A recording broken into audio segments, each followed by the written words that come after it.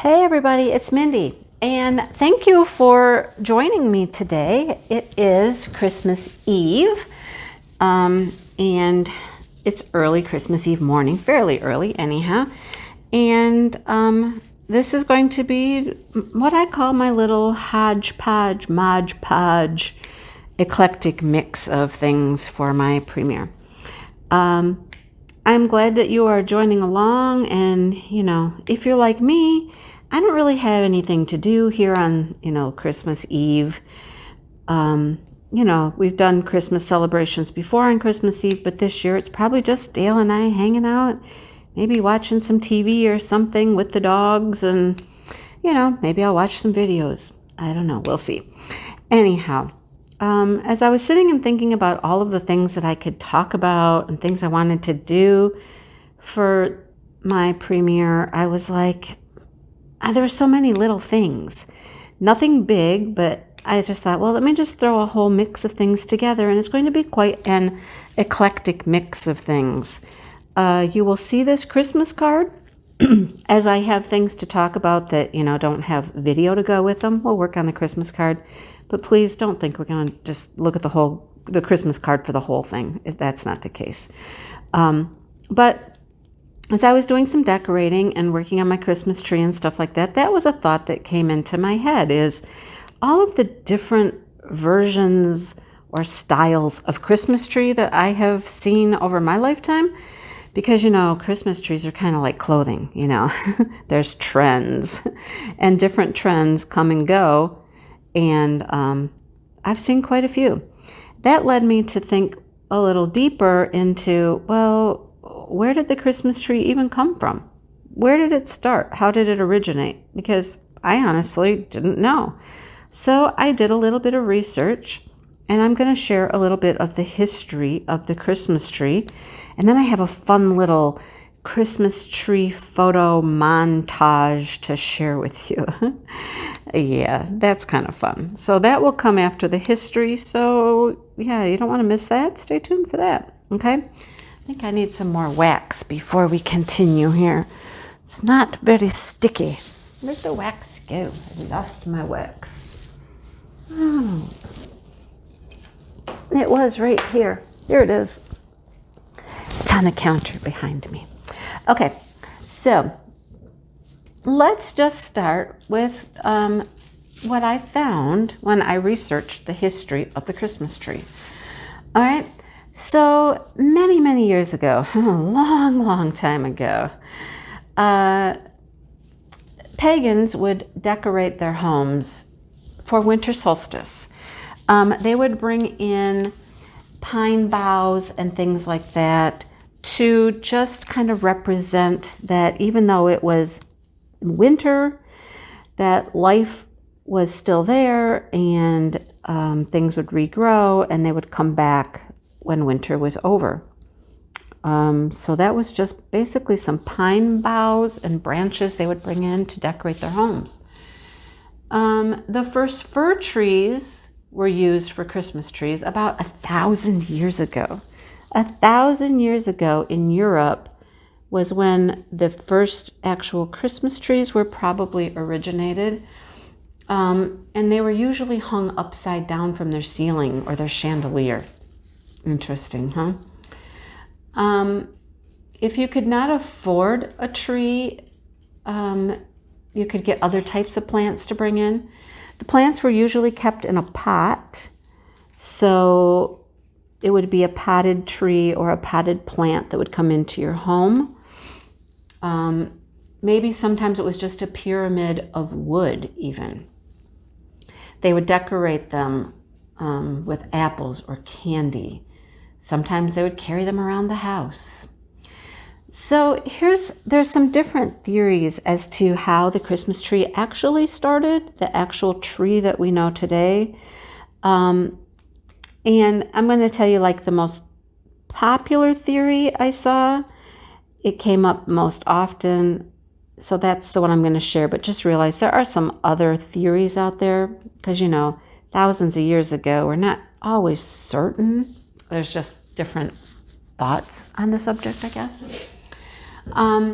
So there was something, it started in Germany, medieval Germany. They did something called miracle plays. They were acted out in the churches on Christmas Eve. It was called the Adam and Eve Day. And they had something called a paradise tree. It was supposed to represent the Garden of Eden. And it was a play about Adam and Eve's fall from grace in the garden. And since it was always done at winter, though, they couldn't really find live trees in the winter. So it was usually a tree that wasn't necessarily alive, but they would decorate it up and they would parade it around and they would have it at their play. So that is one thought. It was called the Paradise Tree, and it would be paraded around town before the play would start. And they would decorate it with berries and things like that. And it was not necessarily a live tree, okay? There's some other thoughts about other countries that may have had the first Christmas tree in Latvia. Like I said, there are other theories of the tree. The first picture of a tree is credited in Germany in 1521, and that was an actual Christmas tree paraded through the streets. And it was followed by a man that was riding a horse dressed up as a bishop. And they believed that that could have been a possible representation of Saint Nicholas. Now, we know that Santa and Saint Nick, often those terms are used interchangeably because Saint Nick was a very kind soul, and he would just give things to people. He was a very giving person. He would like to give things away. And so the Saint Nick kind of, people believe, got changed later to the Santa Claus that we know as the giving, kind spirit. Kind soul that liked to just make people happy by giving things away. Based on the actual Saint Nicholas, okay? The first person to bring a Christmas tree into the house like we know it today is usually credited with a preacher named Martin Luther. There's a story that says that there was one night before Christmas where he was walking through the forest, looked up to see the stars shining through the trees, through the branches, and he thought it was so beautiful. He went home and told his children, it reminded him of Jesus, who left the stars of heaven to come to earth at Christmas. So they believe that that is maybe how the first tree started in a person's home. He brought it into his home so that he could have that representation in his home. And as we know, the early Christmas trees were lit with candles. So the candles would have represented the stars.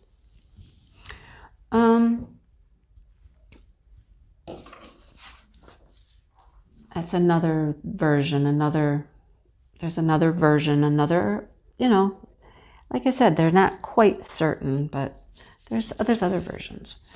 Anyhow, in Germany, those early trees, they were decorated with things that were edible. So that's where there would be things like apples and gingerbread. And then eventually the German glassmakers started making these small glass ornaments to put on their Christmas trees. And those became popular and those took off. They would set their tree up in the parlor and they would maybe hang roses, paper, apples, gold foil, sweets, all kinds of things on their trees. At first, it was probably a figure of baby Jesus on top of the tree. But over time, that changed to the angel that was talking to the shepherds, or a star like the wise men saw. So it changed from a baby Jesus on top of the tree to angels or stars. Christmas tree skirts, very interesting. Christmas tree skirt was started out as a carpet. They were made out of heavy fabric and decorated with fancy frills on the edges. And it was placed under the whole tree because the trees were usually at that time in a pot. And so they would sit up on a table and they would put this carpet under it and it would sit on top of the carpet in the pot. Mainly, well, A, to look kind of pretty, but B, to collect all of the leaves or the needles that would fall off the trees as they sat there. And it also protected the floor from the dripping wax that would come from the candles, because the candles would drip, and that's what the actual skirt was designed for. But originally it was designed as a tabletop tree and skirt. Okay. In the 1800s in Germany, it was very fashionable to set up a forest scene or a nativity scene underneath the tree on top of that carpet. My husband still would like to do that. He used to do that before we got married, and now we just put like fun stuff under there. I don't know. Dogs, cats, things like that. Kind of make putting up anything fancy under the tree. I guess if it was on a tabletop, it would work, but there's that. They were then they changed either in a pot, or maybe they would attach this tree to a piece of wood to give it support so it would stand up. And then eventually we came upon the metal standing, the holder to stand your tree in. So there's an interesting theory or story, I guess, about tinsel. Tinsel, icicles, all those kinds of things that people put on their tree. There's a story that says that usually the people who did not have very much money, a poor family, couldn't afford to decorate their tree. So they'd bring a small tree into their house, and the children would go to sleep. So it wasn't very decorated. They didn't have money to decorate. But when the children would go to sleep, the Christmas Eve spider would come in, and it would cover their tree with cobwebs. And on Christmas morning, the cobwebs would be magically turned into silver and gold strands to decorate their simple tree. So kind of a neat story. Kind of a little weird to think that maybe a spider came in and, put all this cobwebby stuff in your tree, and then it turned to silver or gold. But, it's a nice sentiment anyhow, to think that someone who didn't have much money to decorate had this Christmas spider come help them out. Lights are very interesting. Lights didn't, they used candles for the longest time. Trees were lit by candles. And we've heard stories about the danger of candles and houses that are burnt down because, the candles burned and caught fire and caught your tree on fire or whatever. But, Thomas Edison is credited with the light bulb. And of course, he was the first person to create a Christmas tree light. Now, the Christmas tree light was very expensive, 1890 to 1900. You could rent bulbs to decorate your Christmas tree if you were wealthy. If you were wealthy, it was very hard to do, and it could cost upwards of $300 to decorate or rent. They kind of rented it to decorate your tree with lights. And $300 back then equates to about $2,000 in our day and age. That was quite expensive to have lights on your tree. It wasn't long after that, though, that in 1903 you could get a string of lights for $12. So you figure that out. $12 back then. What does that equate to now? If it was $300 and that's $2,000 in our money, you figure out that cost. I'm not in the mood to do math today. Anyhow, that's kind of how the lights became a part of the Christmas tree. Okay.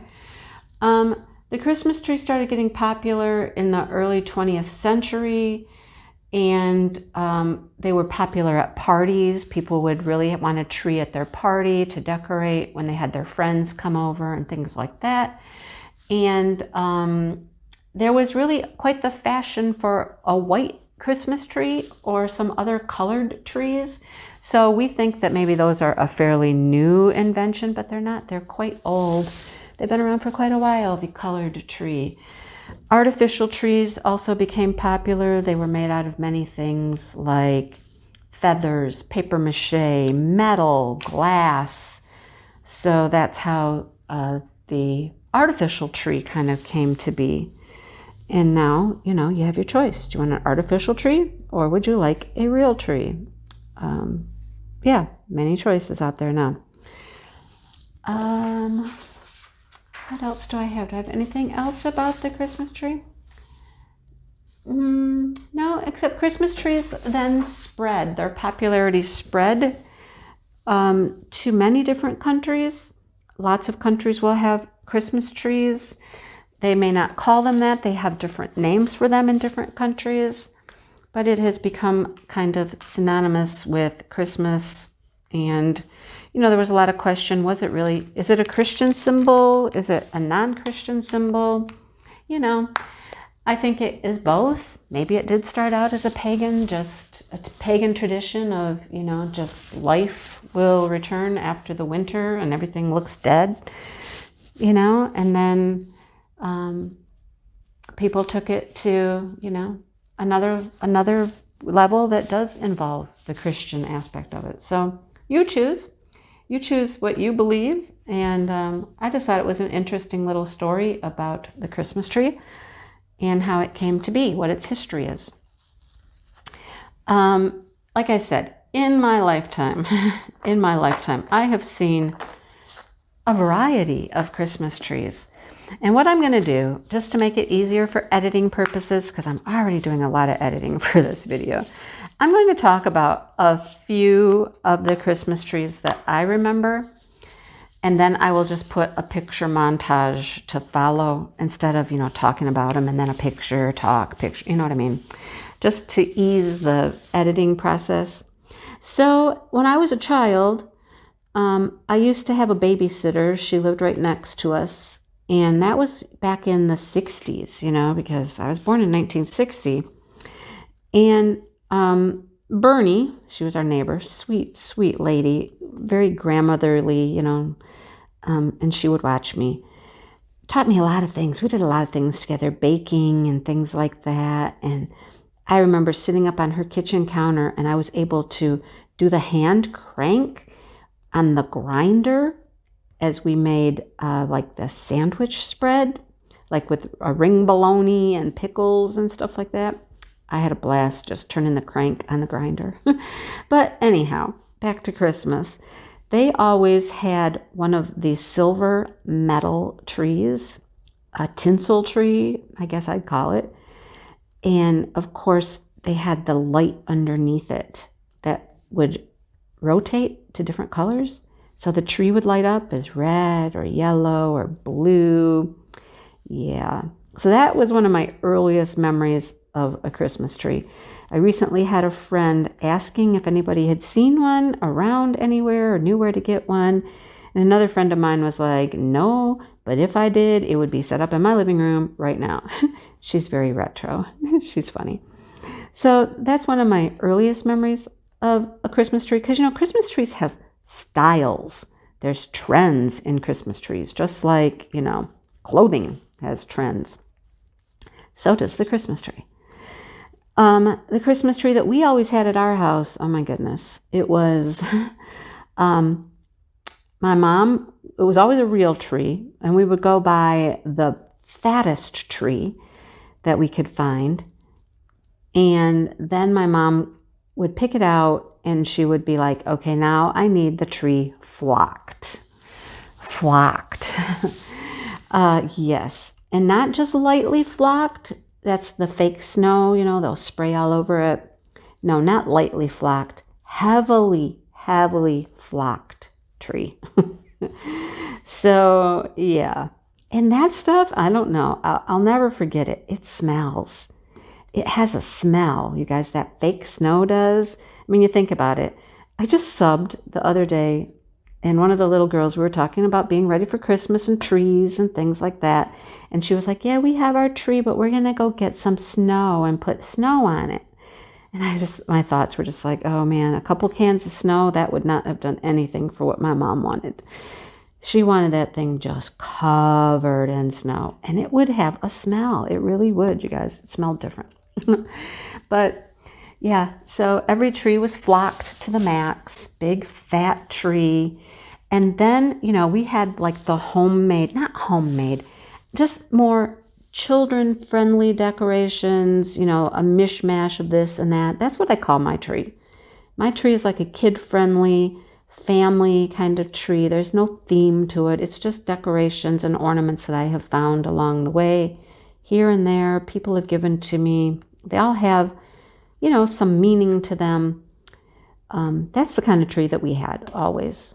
So then we weren't tinsel people, like the rope type shiny tinsel. That wasn't us. We never had tinsel on our tree. We had icicles. And the icicle placement was another thing with my mom. You had to do it just right. There was no going and grabbing a handful of icicles and just globbing them on the tree. No. I have a picture I'm going to show you of icicles wrapped around a piece of cardboard because we would save our icicles every year. We would save them. We didn't go to the store and buy a new package of icicles every year. No, we would save them and we'd keep them on the cardboard. But you had to take 2 or 3 at the most icicles. Just 2 or 3, like almost like hairs, 2 or 3 little pieces, and gently put them on the tree on a branch. And you couldn't put too many close together. It had to be a certain placement on the tree. Yep, that was how icicle placement went. You had to kind of prove yourself with the icicle placing. If you were, like one of the younger kids who wanted to just go throw a glob on, okay, my mom would let you do that, but then she'd be like, oh, thank you, that's so pretty, honey. And then they'd have to go away. And then, of course, that glob of icicles would come off the tree. You had to learn that skill as you got older, how to put the icicles on properly. Anyhow, that's one of the trees I remember fondly, But then, like I said, as I got older and I had my own, oh, wait, there's another thing. The fancy lights came out at some point, right? Fancy lights. Lights that were shaped like Santa, or lights that were little poinsettias, or all kinds of fancy lights, right? Well, who doesn't remember the bubble light? If you're my age, you remember these bubble lights. And yeah, it was a big thing to have. They look like a little candle. There will be a picture, don't worry. The bubble lights, and they would actually bubble up, and like you could see little bubbles bubbling through the candle part. Whoa, we thought we were the cat's meow when we got some bubble lights for our tree. Yeah. Anyhow, my tree has always been that kid-friendly mishmash of ornaments from wherever and whatever. I do have some actual like balls or, things I bought in a set, but a lot of them are just individual ornaments from here and there, purchased for whatever reason, and that's the kind of tree I've always had. I have some friends who do beautiful things with like ribbon in their trees. Or some actually do a really nice job with the garlands and things like that. Or certain things sticking out of the trees, like little branches of this or feathers or whatnot. I have one friend, and she does what I call like the family kid-friendly tree in her like sunroom. But then in her front room, in her living room, is the themed tree. It's like all a color scheme and the fancy ribbons or things sticking out of it here and there. I've never done a themed tree. And I know people who will every single year go and buy new things for their theme tree and change it every year. I can't imagine. Anyhow, there will be, like I said, some pictures to follow this of the different trees that I can recall in my lifetime. And I hope that you enjoy it. And maybe you also remember some of those things. And if not, if you're much younger, well, just enjoy the retro. It's all retro. That's what we call it now. We don't call it old. We just call it retro, right? Okay. I'm going to cut this off here and put those pictures in, and then we'll move on to our next favorite thing on the agenda.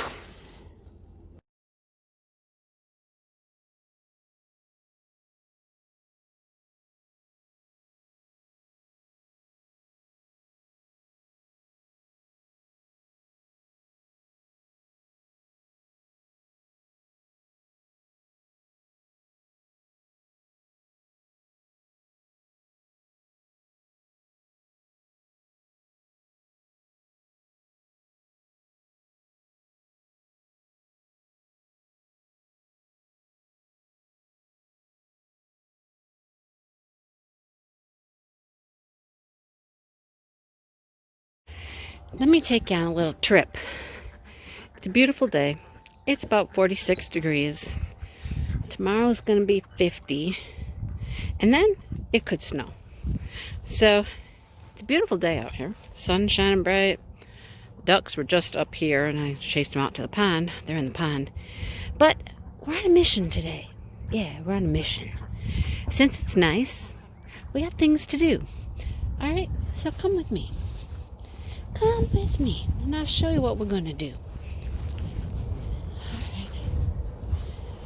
Mr. Dipple's over here working on the tractor, giving it a little tune-up, and getting ready to put the plow, the blade on. Yeah, we got to be ready for snow. It's coming. Typically, we get snow November 26th. 27th, we start to get some snow. But we're going to come back here. This is the old chicken coop. And it is time for that. Yeah. We're going to get decorations out. Stay tuned. Well, I got everything out. I kind of got it in place. The doggy brigade starts there. I ended up with 2 rocking horses. There's another doggy. Another doggy. Another rocking horse. And then we come, look at the ducks. They're sunbathing. Another dog. And a couple snowmen. We got a bird in the tree. So, none of it's plugged in yet. Oh, and look at, oh, let me show you this back here. Hang on. What do you suppose that thing wants back there? Hey, Chuck, what you doing? You looking in the living room window? There's nobody in there. That's his new spot. He likes to sit on top of the air conditioner. And the girls like to sit over on the deck on the wood box. We have a box on the deck for firewood. They like to sit over there. Look at, we got some birds out here by the pond. Look at, there's Lulabelle. Here comes Sky. One of the gray birds is over there. Just having a great old day here. And the ducks are literally sunbathing. They are just sitting there in the water. They're all tucked in. Look, their heads are tucked under their wings. They're all cozy and comfy in the sunshine. Yeah. Just happy as can be. Snug as a bug in a rug. Okay, well, next thing is to put all the electrical in and plug everything in. See if it works. Yay. Well, part of the porch is done. I still have a pumpkin. What do I do with the pumpkin? It's not rotted or anything. I think I'm going to throw it out back somewhere where it can grow maybe. Yeah, little decorations here. Time to bring out the red truck. There it is. That's my red truck rug. Yeah, my cute little barn. Got some things over here. I just bought that wreath thing. I like that. That's cool. Yeah, that's fresh pine, and I mean everything else is fake, but anyhow. All right, so we did some decorating. I need something on my bench. Yeah, I gotta find something to put on my bench. I always have something over there. Then I got a little dog here. He sits on that porch. Somehow we're going to lean him up into the pot here. And then I got to find a spot for these. We'll throw these out back too where they can grow, I think. So, yeah, we'll grow us some pumpkin things. Gourds. Those are gourds. Anyhow, a little decorating. A little bit. Got some other things over here. Got to put the wreath up. My husband puts that together and it hangs up here. And put little decorations in the pot and stuff like that. Well, I'm gonna wait for him to help me hook up all the lights. So, yeah, we're almost getting there outside. Almost. I wish we had some snow for this video, but we don't have snow yet. So in a way, I'm happy that we don't, but it'll be cool for the video anyhow. So, and my tree's not on inside, so that's not lit up. So sorry. But here's the outside decorations all lit up. We got this wreath, a dog on the porch. Yeah, they're all lit up now. Looking all pretty. Right? Everything looking pretty. Had to straighten up this rocking horse today because he had a mean lean on him. The dog brigade. Dog. Here's another dog. No snow though. So sorry, we don't have any snow. No, but it's cold enough to have snow. Seriously, it's cold out here. But I had that snowman. That's probably one of the oldest pieces out here is that snowman. He's fallen apart before and putting back together, and my back porch lights on. I was out feeding the chickens and the ducks. What can I say? And then my horsey over there. This is the time of year we need to go get some more lights because the sleigh has burnt out. And so we're going to go find some new lights. And, you know, Mr. Dipple, he's really good about, you know, patching things up and putting it back together. So he'll do that for me. But, okay, I'm just going to intersperse these pictures and videos throughout. And then I'll talk about Christmas. And, yeah, I just ran out of time to do much more. But I hope you enjoy the decorations anyhow. Okay. And this is how it starts. Oh my goodness. Yes, there's just a couple boxes. I have a helper here. There's my helper. She's going to sit in the chair and watch. You're going to watch? Yeah. So all I've done so far is I have the Santas out. Yeah, I've got lots of Santas. And then look, I pulled out my big Christmas picture. Yep. The one I did last year with Maritza at Christmas time. It's so pretty. It looks really nice in that white frame too. Anyhow, more Santas. I like this Santa. He's going to hang out in the woods back there. And the tree, nothing on the tree yet. Well, there's one thing, a couple things. I'll show you. More Santas. Look, there's another diamond painting I pulled up. Yeah. Got another Santa hiding in the corner back there. All these boxes. Oh, it's a mess. This is how it starts, though. It's a mess, right? It's a mess. But here's the first thing I always do. We put the tree up. That's the first thing. And then the first thing that goes on my tree, well, the first thing is the angel. And she's beautiful. She lights up. She's really pretty. But then the next thing that goes on my tree are my new ornaments for the year. And this year, Precious Moments had two. They had a boy and they had a girl. And they say 2020 on them. See on her little dress there's 2020. She's got a bunny and he's got 2020 somewhere too. Oh, it's over here on his scarf. And he's got a little bunny too. But they had a boy and a girl this year. They don't normally do that. They normally have just one. And then here's my red truck. Look. This is my red truck. Now the thing is, if you want it to light up, you got to light it up. And you have to turn it off every night or it's just going to burn up. But this is how Christmas starts at my house, and I always start with my new ornament, which normally it's one, but this year, you know, I got a few. So here we go. I'll come back when it's all decorated and show you how beautiful it is. So, time to get busy. Well, the decorating is done. Let's take a little tour. I have no Christmas cards up here yet. I put my Christmas cards up there, but I haven't gotten any yet. So, the nativity scene's all set up, right? We're just going to go slow. You might see a little bit of junk in my house, but there's one of my Santas. I think I showed you the Santas. I put an angel over there. She's looking out the window. She guards us. Okay. Sorry, the shoes. There's there's another Santa. We have some dogs in here. Yeah, dog. See the nose? Say hi. Say hi, Tifa. She yawns for you. Another Santa. I have 3 white Santas, and I'm not sure why. I've talked about my Precious Moments collection before, and I don't think I've ever really shown it to you guys, but yeah. There they are, you guys. There they are. There's another shelf up there, too. That's a bunch of Precious Moments. Yeah. Anyhow, not Christmas related, but we're here, so I thought I'd show you. I think I showed you the picture already from last year. Another Santa, and then, of course, the tree. There's some of my outside decorations out there. They're lighting up. It's getting to be dusk. So here's the tree. Yeah, there's the tree.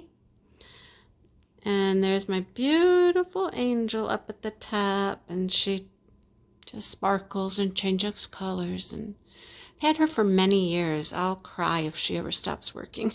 But she's beautiful. Beautiful, beautiful, beautiful. And then, oh, this one came from Gatlinburg. Old Red, that is a restaurant. Blake Shelton's restaurant, actually. Yeah. We have some stuff underneath the tree, just little decorations. Oh, look at Chuck Pinson puzzle. Look at over here. Chuck Pinson puzzle. And then this one's shaped like a horse. It's kind of cool. Yeah, I love my dachshunds. This my daughter got me a couple years ago, maybe last year or the year before. Hand-turned wood snowman. It's really cool. I love that, right? So there's always some special ornaments on the tree every year. And we get a couple more each year, new ones and whatnot. But, you know, the memories that come back every time you open them up, like where they came from, where you got them, you know, that kind of thing. Merry Christmas to all my peeps. And then the bird collection. There's birds. There's a bird. Here's a bird. Yeah, my daughter makes fun of me for the birds. She's like, I didn't get a new bird this year. I normally get a new bird every year, but I didn't get one this year. But anyhow, here's another Santa down here, and another Christmas picture. And I got a few little things under there. Another Santa. See, another white one. And then the stockings, yes, and the fireplace is decorated. Okay, I'll move back so you can get the whole fireplace in. Yeah, it's kind of a whole red theme.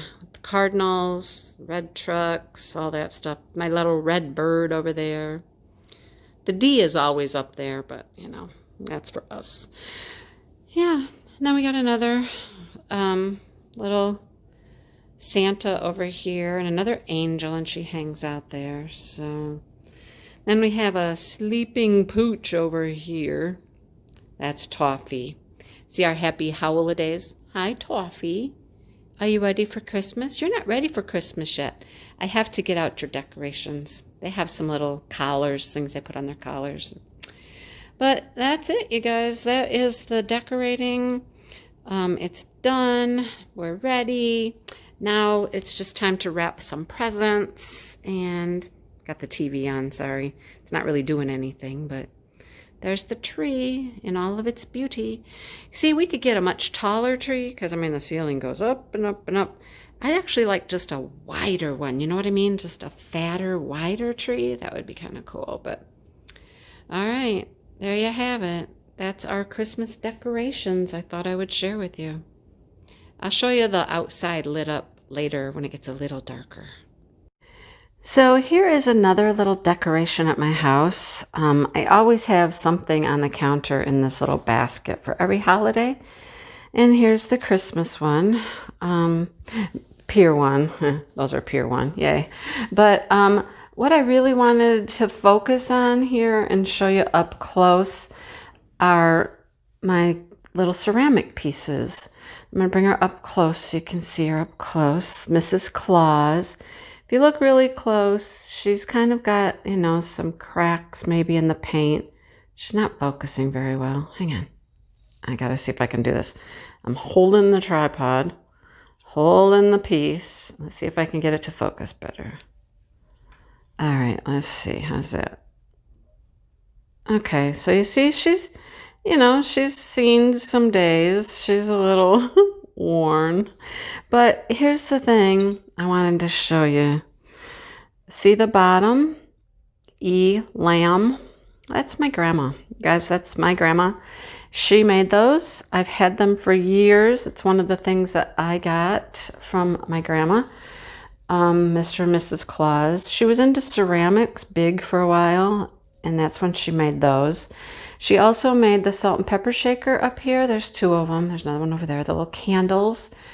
My grandma made those. And so I have had those for several years, and they are, you know, reminders of my grandma and what a special person she was. Now, I have talked about my grandma before, but I thought now would be a perfect time to talk about her one more time because, you know, we're trying to find cheer and have good memories. And let me tell you a quick little story about my grandma. This is my mom's mom. She was raised, didn't have very much. They were from, I don't know, that wasn't her family. Well, maybe her family was from the South too. But anyhow, they didn't have much. She lived in a tiny little house that my mom still owns. Tiny, tiny house. I mean, it would fit into my living room and dining room probably, but they never had much. But she was the kindest soul. Her life wasn't easy. She had struggles. She always worked hard. She was an excellent seamstress. She worked for a couple of different places. Sears was one of them. She did upholstery, you know, and that was hard work, you know, leaning over couches and chairs to reupholster things. But she always worked really hard and, you know, just never had a whole lot. Raised 3 children in this small house and was the kindest, most giving person I've ever met. As you know, years went on and we got older and we started having friends over for Christmas. My grandma would always come over for Christmas to our house. Many memories of my grandma at Christmas. My grandpa did too before he passed away. He passed away quite a few years before she did, but you know, if she was coming to Christmas, she always wanted to know who's going to be there. Is anybody extra coming? Because if there was anybody extra, a friend, a boyfriend, a girlfriend, whatever, she wanted to make sure that they had something for Christmas, even if it was like a small scented lotion or a pair of socks. And my grandma, not having very much, you know, was the kindest thing for her to do because, you know, she didn't have much herself, but she was always willing to give to others. She gave so much of herself. She taught me so many things about life in general and crafting. She did ceramics. She did plastic canvas, you know, where you use the yarn to make things. She did beaded things like beaded ornaments and beaded plant hangers. Yeah, you put a pot in them, you know. Crochet, knit, and of course sewing, because that was where she really started her crafting. We'll call it crafting with sewing. When I was in junior high, she helped me make my project for home ec, which was a full-on jumper that had a shirt underneath it and a little purse even. Yeah, that was my grandma. She helped me with my veil for my wedding. You know, the most wonderful person. And I thought I would share some of those memories with you because when Christmas time comes around, I really think about her because so many special memories of her occur around Christmas time. Her giving nature and just how sweet she was all the time. So I thought I'd share that as I shared a couple of the pieces that she made. And later when we go back over to the Christmas tree, I'll show you a couple of other things that she made that are on my Christmas tree. So earlier I shared about my grandma and the things that she made. And here's some of them. Here's a little bell. This is one of her beaded projects. I have a couple of bells. There's one. Here's another bell down here, a different style of bell, but again, one that she made with beads. Oh man, she had so many of these beads everywhere. I mean, they were everywhere. I think my daughter ended up with a couple boxes of her beads. Yeah. This is the plastic canvas kind of project that she made. Look, it opens and closes the lid. So there's that. And here is another plastic canvas that she made. These are like a tri kind of thing, and it's got Santa on all sides. I have a couple of those too. I mean, they're all over the tree right now. But those are some of the things that my grandma made, and all of us kids got to have a few pieces of hers, and I treasure those. Here's what I mean by kid-friendly. Here's an ornament, well, my son made, haha, in kindergarten. Yeah, that was a long time ago. Now, you know he didn't do much of this project, right? It's all hot glued on there. It's hot glued very well. It's all stayed together. Nothing has come off. Look at the colors coming off the bulb, but look at Joshua, North School, Kindergarten, 1993 to 1994. Those are the kinds of things that make this type of a tree, a special tree. And of course I had to add some, blingy things here. These are I call these part of my bird collection. They're not birds, but here, look, there's a big old butterfly, maybe dragonfly looking thing. I don't know. But that's what my daughter makes fun of me for. But I thought I would take a minute to just share some of my grandmother's work that I treasure and always, always will. If I could find a couple more on the other side, I'd show them to you, and more birds. Gold bird, pink bird, owl. See, they're everywhere. Yeah, here's a couple more. Here's another bell. There's another bell. And here's another style of bell over here. So, yeah, those are the things that I treasure, The things that were made with love. I mean, I like all of my ornaments, but some are mine, some are Dale's, and some are ours. We have a blended tree here. Yep, some things we have purchased together, some he had, some I had, and it just makes a nice mix. I love my tree. The themed ones are very pretty, but I kind of like this. We have little dated ones like this. Yeah. Christmas 2018. Look, Mindy, Dale, little penguins. We have a whole collection of those. We have one for almost every year. We don't have one for this year, though. Anyhow. All right. On to the next favorite thing of mine. Another favorite thing of mine is reading. Reading to children. And, yeah, I miss that. That's the one thing I miss about school. But if you have children and you would like to, invite them in for this part of the video. I mean, my whole video is very child friendly, but I'm going to read one of my favorite stories, and that will probably just about finish up our premiere here. I'm going to read The Polar Express. Very nice book. I love the story of The Polar Express. It was a special book that we would always do special activities with at school. And yeah, it was always fun. The author is Chris Van Allsburg. He's also the illustrator. On Christmas Eve many years ago, I lay quietly in my bed. I did not rustle the sheets. I breathed slowly and silently. I was listening for a sound a friend had told me I would never hear, the ringing bells of Santa's sleigh. There is no Santa, my friend had insisted, but I knew he was wrong. Late that night, I did hear sounds, though not of ringing bells. From outside came the sounds of hissing steam and squeaking metal. I looked through my window and saw a train standing perfectly still in front of my house. It was wrapped in an apron of steam. Snowflakes fell lightly around it. A conductor stood at the open door of one of the cars. He took a large pocket watch from his vest and looked up at my window. I put on my slippers and robe. I tiptoed downstairs and out the door. "All aboard!" the conductor cried out. I ran up to him. "Well," he said, "are you coming?" Where? I asked. Why, to the North Pole, of course, was his answer. This is the Polar Express. I took his outstretched hand, and he pulled me aboard. The train was filled with other children, all in their pajamas and nightgowns. We sang Christmas carols and ate candies with nougat centers as white as snow. We drank hot cocoa as thick and rich as melted chocolate bars.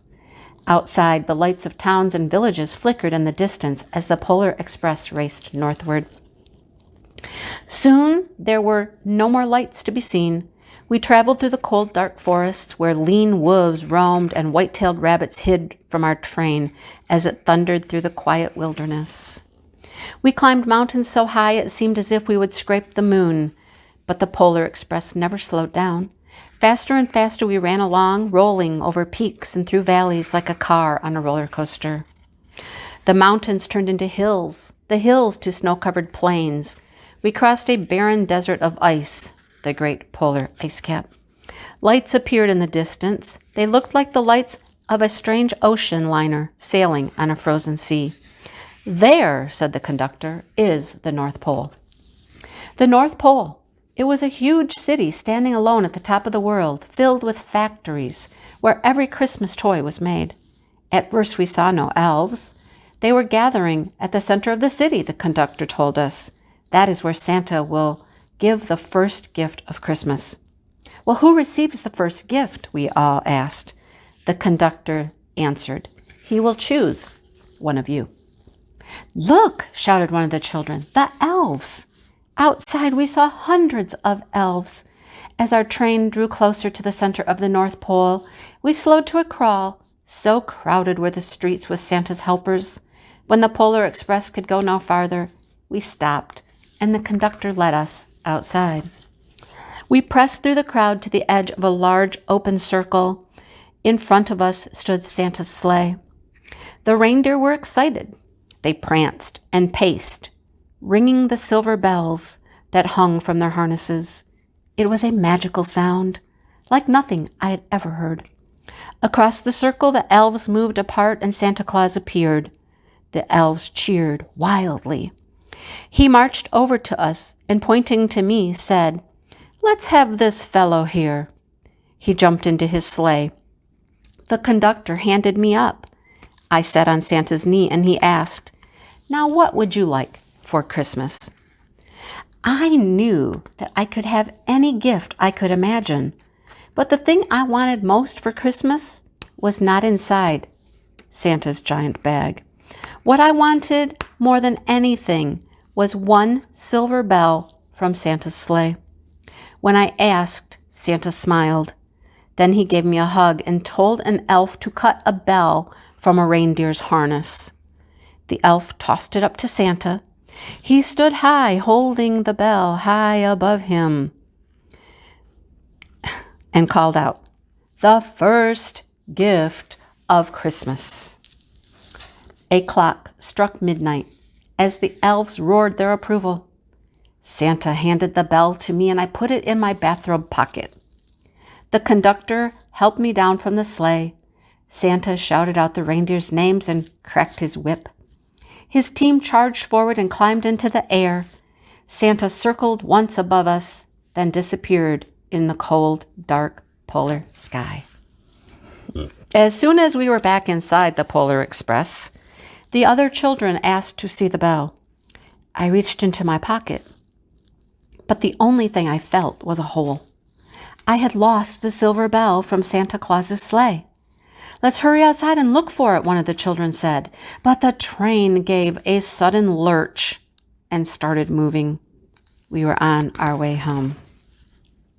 It broke my heart to lose the bell. When the train reached my house, I sadly left the other children. I stood at my doorway and I waved goodbye. The conductor said something from the moving train, but I couldn't hear him. What? I yelled out. He cupped his hands around his mouth. Merry Christmas, he shouted. The Polar Express let out a loud blast from its whistle and sped away. On Christmas morning, my little sister Sarah and I opened our presents. When it looked as if everything had been unwrapped, Sarah found one last small box behind the tree. It had my name on it. Inside was the silver bell, and there was a note. Found this on the seat of my sleigh. Fix that hole in your pocket. Signed, Mr. C. I shook the bell. It made the most beautiful sound my sister and I had ever heard, but my mother said, "Oh, that's too bad." "Yes," said my father, "it's broken." When I had shaken the bell, my parents had not heard a sound. At one time, most of my friends could hear the bell, but as years passed, it fell silent for all of them. Even Sarah found that one Christmas, she could no longer hear its sweet sound. Though I've grown old, the bell still rings for me, as it does for all who truly believe. Yes, just in our class the other day, the children were discussing the fact of Santa. If there is a Santa or not a Santa, second graders. I think the bell rings for all who still believe. Santa is not a person, a thing, this creature that dresses up in, a red suit. Santa is a feeling. Santa is caring. Santa is giving. Santa is loving. And that's why I believe there's Santa. Santa's everywhere. I hope the bell rings for you this Christmas and continues to ring, and it never goes silent for you. I am going to finish up my video with just some pictures. They're pictures of me and my family and some goofiness. And I thought I would share those with you to end my video. And I hope you enjoyed your time here and got something out of it, some enjoyment anyhow. Don't forget that this is just the beginning of the premieres. They're running all day on Christmas Eve, Christmas Day, and then the next day, which is Boxing Day. And it's Christmas other places. So it's a whole event and many, many videos and people to watch. And remember that they are live for comments. And many of the creators are planning on being there in their videos to follow along and chit chat with everyone who's watching. And if you can't watch live while we're there, they'll be there to watch later. And I hope that you enjoy them. Everybody's doing something a little different, and I hope you find some enjoyment in it. Got a few minutes here or there, don't have much going on, you can hop on and be entertained for a little while. So thank you so much, and enjoy the pictures, and have a wonderful holiday.